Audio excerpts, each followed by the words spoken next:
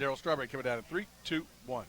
Welcome back. You're in the program here on Sports Radio 810 WHB as we're live at Radio Row, Super Bowl 48. Our coverage brought to you by Twin Peaks, Bud Light, Amini's Galleria, Bob Allen Ford, Sprint, and, of course, the Low T Center. Joining us now, one of the great baseball players of all time, Darryl Strawberry is here. Are you lost, Straw? What are you doing No, here? I'm not lost. It's New York. This is home. No, not really. Not really home. I mean, it's home away from home. So. Yeah. And a lot of memories, I would think. A lot of around great these memories parts. here. Won 4 championships here. So, they got the Super Bowl here. And just a lot of great things. A lot of great things going on. So where is home?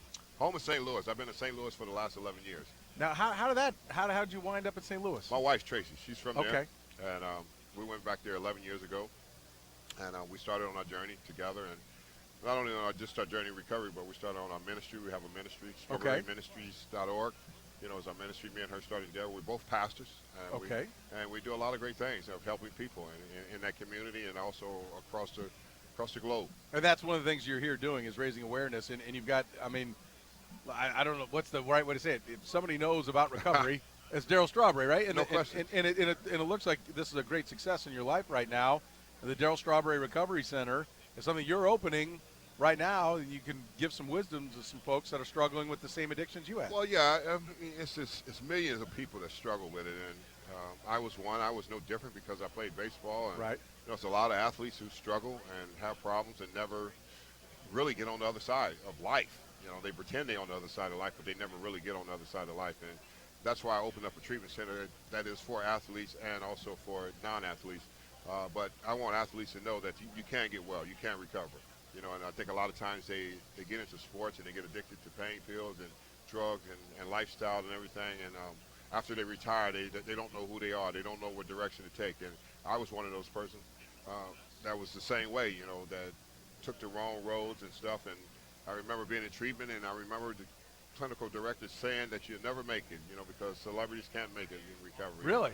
Yeah, it was unfortunate that he felt that way. Right. But, I thought to myself deep down inside, one day, I will make this, and then I will make a difference. And I remember George, the owner of the Yankees, late George, telling me that I would make a difference one day. He said, regardless of what you're going through, he says, you got a good heart, you're a good person.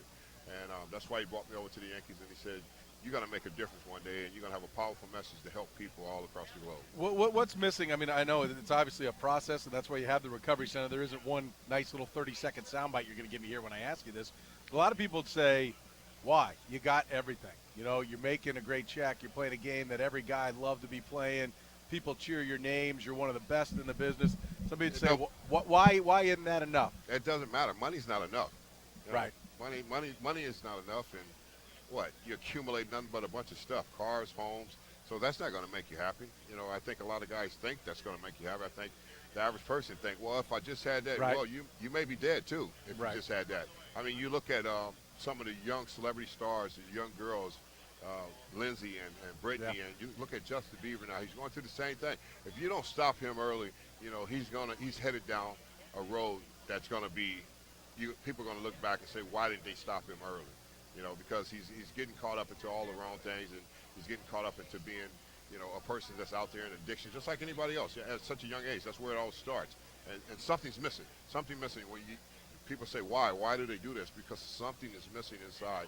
And then you take the substance, and the substance make you feel good, and then you escape from everything else. Did you? What was it? It sounds like maybe your wife, your ministry. What was it that was finally missing for you? My wife Tracy, who came into my life, and she's in recovery too. She was already clean when we met, and I was struggling, and she the one brought me back, and she brought me back. When I say brought me back, she brought me back in a different way.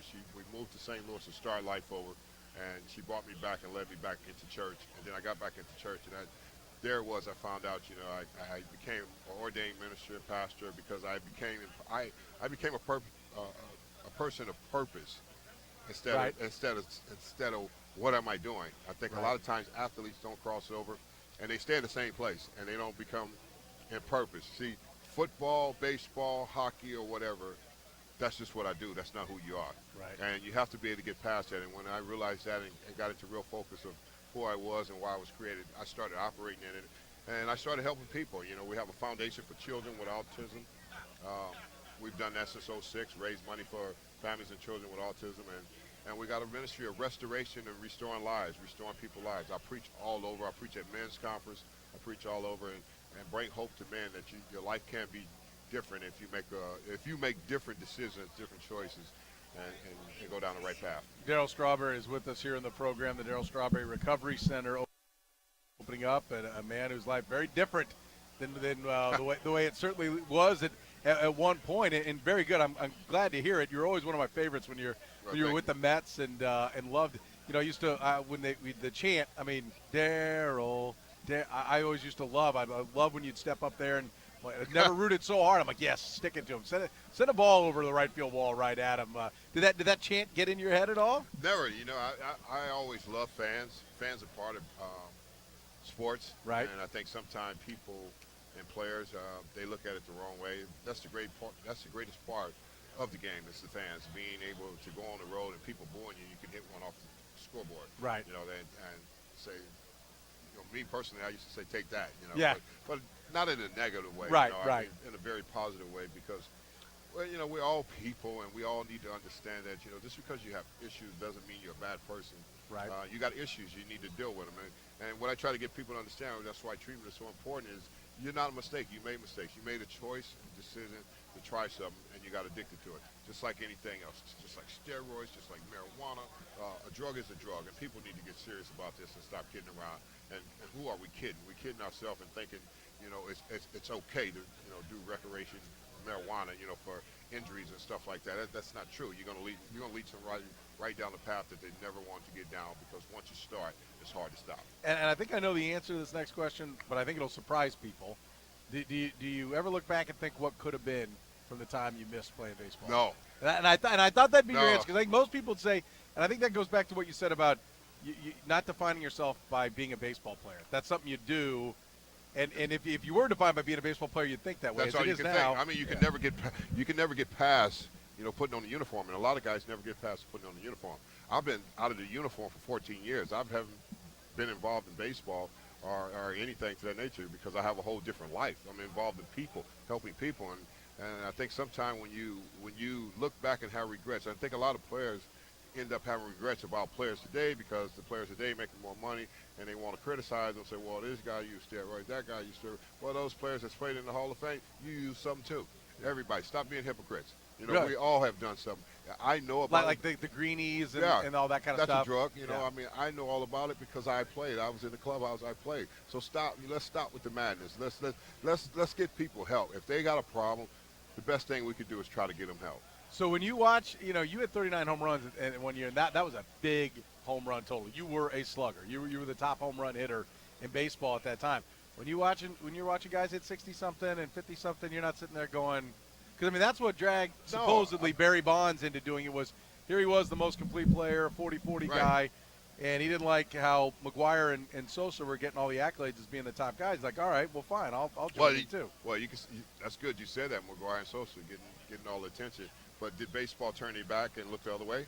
Yeah. Okay, then. I mean, why? Well, I personally think Bud Selig should be, you talk about lying under oath. When he sat in front of the feds and said, well, we didn't know anything about it. Come on. That's wrong. I mean, but why blame the players when you turn and look the other way? Because the excitement was packing the ballparks. Yeah, they were jam-packing the ballparks everywhere they went. Baseball ratings were up. Yeah. They went through the roof. So everybody has a part to play in. And what happens, in times, when you look at guys and you want to penalize one guy, now for all the other guys. Right. And think about all the other players that's in the Hall of Fame that's criticizing. They have done something. So you can't criticize guys. This is just a totally different era and different time where these guys play in, and their drugs are steroids. Yeah. Drugs been in sports forever. So when are we gonna clean it up? That's not just baseball. That's football, that's basketball, that's hockey, that's whatever you want to. Whatever sports you want to lay out there, there's some type of drugs that's been in there that has created a monster, and it comes to light. Eventually, somebody has to be responsible for it. We're talking to Darryl Strawberry here in the program. You mentioned George Steinbrenner. Sounds like there's, George Steinbrenner is a big villain was a big villain for most people when it came to the baseball. Not if you're a Yankee fan, but for most people outside of New York. I hear guys who played for him and they have nothing but some guys. I shouldn't say every guy. Obviously, Dave Winfield probably wouldn't tell you he was his favorite player or favorite owner. But a lot of guys, there was another side to George Steinbrenner that the average fan didn't get to see. What was George Steinbrenner to you? It was a tremendous side of me. He was the boss, but he was more of a personal person to his players. He loved his players. I don't think he never treated his players with the way he came across in the media or how he dealt. I mean, and even if he did, he had every right to do that because bottom line is what he put a winning team on the field. He wanted to win. That was the most important thing for him, is wanting to win. And you got to respect that. You got to respect the owner that puts a team out there and gives his team and gives his fans a chance every year to win. I think every team in sports should have the rights of giving their fans a chance to win. Right. And I think you would agree to that. Yes. Trust me, I live in Kansas City, man. Trust me. You preach, you're preaching. I'm listening. Yes, I hear you absolutely, wholeheartedly. Yeah. We're talking to Darryl Strawberry, one of the great baseball players, and a great story now is not only putting his life together, but now helping other people. The Darryl Strawberry Recovery Center opening up in Florida. Darryl, before I let you go, I know you got a lot of people who want to talk to you. My final four quickies for you. I'll ask you this. What was the best uniform you wore? Not necessarily the team, just the uniform, the look of it, the one where you're like, yeah, that looks good. Yeah, pinstripes. Yankee pinstripes? Yankee pinstripes. Okay, I can certainly see that. It wasn't the orange and blue motocross Met thing. No, we had all kind of different color uniform stripes and softball uniforms. Barry Bonds, Hall of Fame, yes or no? Yes. Okay. Tell me, give me your best George Steinbrenner story. Something like nobody would know, that just between you and him. Well, my best story was when we lost the World Series first two games in '96. He came down to the clubhouse, and that's the first time he ever really came down. But he came down to encourage us that we would go down there and win 3. He said, you're going to go down there and win 3, then you're going to come back home, we're going to win the next one. Did he say that all the time, though? Was it one of those things where you guys just actually backed into his prediction? He really believed that? He really believed that. He didn't say that to us about anything, but that one time when we were down in the first World Series of '96 when Joe Torre took over. Yeah. He came down, he said, don't you worry. Don't you guys worry. He could have came down there and been like the old George if he wanted to, but he wasn't. He came down there and says, you guys are going to go down there, you're going to win, and you're going to come back, and you're going to win. Yeah. I believe in you guys. Four straight, the Yankees. Yes. Most people don't remember, and came back and won that in '96. All right, and final one. We're here at the Super Bowl. Did you ever think about playing football? Did you ever want to play football? You were a great athlete as a baseball player. I was stealing bases, doing everything. You could do it all. I played football, played street football. I learned to play street football, and I played high school my first year, quarterback. And, after I got hit, I said, no, that's enough for me. Nobody going to be physically hitting me like that just to play a game. Right. So when I crossed over, I went to the basketball, and I definitely stuck with baseball. Yeah, and it worked out very well, obviously. Yes, thank you. Hey, Darryl, it's great to talk to you. Thanks so much for giving us some time. Best of luck with the new recovery center and all your endeavors in life. Nice to know you're a Midwest guy now. All right, thanks. Appreciate it. Thank you, Darryl. All right, take care.